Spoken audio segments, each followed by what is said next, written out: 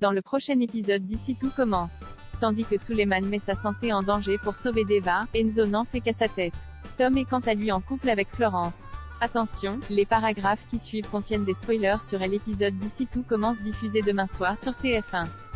Si vous ne voulez rien savoir, ne lisez pas ce qui suit.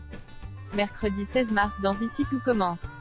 Souleyman met sa santé en danger pour sauver Deva dans la matinée. Deva raconte à Suleiman comment elle s'est passionnée pour la cuisine et que c'est en trouvant un livre de sa mère sur les plus grands chefs français qu'elle a voulu venir en France pour étudier la haute gastronomie. En effet, elle rêvait de devenir une grande chef puis d'ouvrir peut-être une école de cuisine à Pondichéry. Pour sa part, Suleiman trouve que c'est un beau projet et se dit certain qu'elle va y arriver. Si Deva pense qu'il n'y a plus rien à faire maintenant qu'elle doit quitter le pays, le fils Myriel jure de se battre pour qu'elle puisse continuer à étudier à l'institut. Plus tard, Suleiman surprend une discussion de l'équipe pédagogique qui n'a pas d'autre choix que de laisser la police expulser Deva. Agacé par ce qu'il entend, il leur reproche de n'être que des lâches mais surtout de ne rien faire pour gagner un peu de temps afin de trouver une solution. Par la suite, Antoine tente de joindre son fils mais tombe directement sur son répondeur. Le sachant capable de tout, le proviseur craint qu'il prépare un plan foireux pour aider Deva. Il a beau ne pas vouloir le voir faire une bêtise, Antoine ne peut malgré tout pas s'empêcher d'être fier de lui. Non loin de là, Deva a la tête ailleurs et enchaîne les bourdes en cuisine, ce qui n'échappe pas à Greg qui se plaint à Elliot du manque de sérieux de leur camarade. Ce dernier lui apprend alors que Deva est en situation irrégulière et que c'est pour la protéger que Suleiman a pris la fuite le jour de l'accident de Stéphane. Lionel, qui les entend parler, les accuse alors d'avoir changé de camp et de prendre leur défense. Juste après, tous les élèves de l'institut reçoivent une notification sur leur téléphone portable.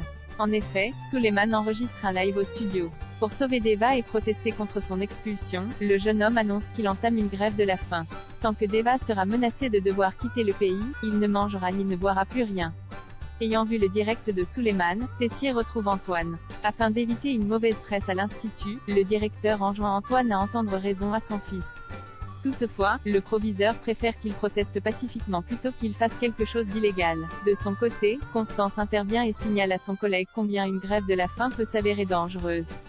Si Suleiman peut tenir sans manger, il peut en revanche développer des problèmes rénaux au bout de 24 heures sans boire et être en danger de mort au bout de 3 jours.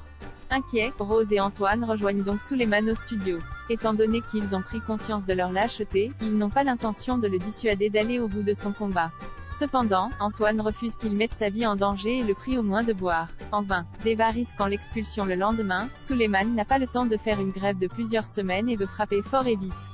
Même si Rose et Antoine lui rappellent qu'il ne peut pas jouer avec sa vie de la sorte, Suleiman entend ne rien lâcher. Lorsque Deva débarque, Antoine la supplie donc de le faire changer d'avis. Après l'avoir remercié, Deva indique à Suleiman qu'elle est prête à retourner en Inde bien qu'elle n'en ait pas envie.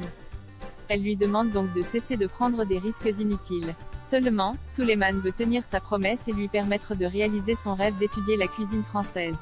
Touchée, Deva l'embrasse. Enzo n'en fait qu'à sa tête. La chef Guino invite ses élèves à revisiter le kebab pour en faire un plat gastronomique. Si Enzo est emballé par le sujet, ce n'est pas le cas de Charlène. Claire leur propose donc de travailler en binôme. Sans attendre, Enzo se met au travail. Pour conserver l'esprit street food, le jeune homme a l'idée de faire un kebab capucin à l'effiloché d'agneau mentholé. Charlène voudrait quant à elle cuisiner un kebab façon millefeuille au foie gras poêlé et thon rouge. Néanmoins, Enzo juge cela beaucoup trop sophistiqué et demande à sa camarade de lui faire confiance. Trouvant le sujet débile, elle accepte. Quelques heures plus tard, Claire procède à la dégustation. Selon elle, leur préparation est très bonne mais est un peu trop bas de gamme. En effet, elle estime que ses élèves sont restés trop proches du plat traditionnel et que cela manque de finesse pour être un plat gastronomique digne d'être servi au doublat. Charlène et Enzo ont donc échoué. Afin de prouver à son professeur qu'elle a tort, Enzo profite d'assurer le service du midi pour faire goûter son kebab revisité à un client. Jugeant le plat gourmand et raffiné en même temps, le client le prend en photo pour le poster sur ses réseaux sociaux.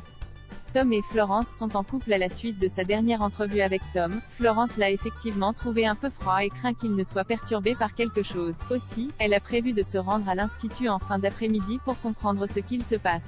Pendant ce temps, Tom présente ses excuses à Ambre pour avoir mal réagi lorsqu'elle lui a avoué ses sentiments puis profite de l'occasion pour lui dire qu'elle compte beaucoup pour lui. Cependant, elle a bien réfléchi et ne veut pas d'une relation exclusive. Ils choisissent donc de rester simplement amis. Tandis qu'ils se serrent la main pour sceller leur amitié, Florence débarque à son tour en cuisine. Ambre, qui la reconnaît immédiatement comme étant la maman du petit Léo, lance alors que sa relation avec son camarade est très touchante. Mal à l'aise, Tom prétend être pas mal occupé pour mettre Florence à la porte tout en chuchotant à oreille qu'il lui expliquera tout plus tard.